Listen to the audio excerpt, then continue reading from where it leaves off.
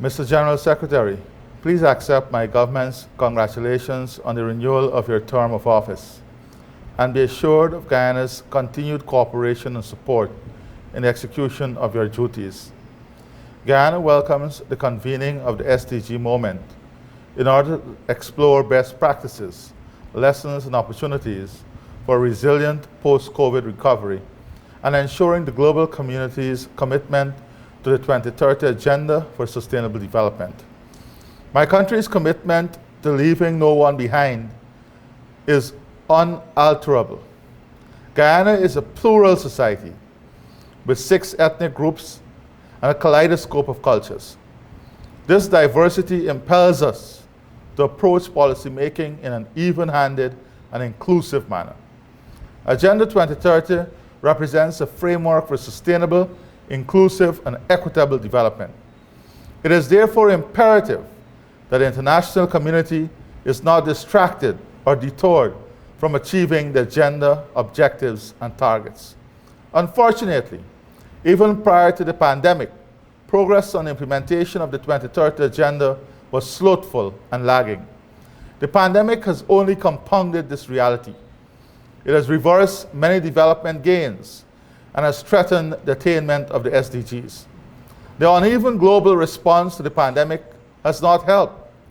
In order to attenuate this uneven response, avert the adverse consequences of a two-tier recovery, and prepare for future exogenous shocks, greater attention must be paid to strengthening resilience, particularly for the most vulnerable countries, like small island developing states and low-lying coastal states.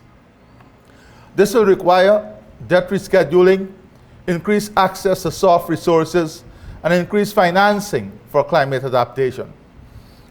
In advance of critical summits and intergovernmental meetings, which are significant in the thrust towards accelerated implementation of the 2030 Agenda, I am pleased to take this opportunity to expound on some of the initiatives that the government of Guyana has been engaged in to further the achievement of the SDGs.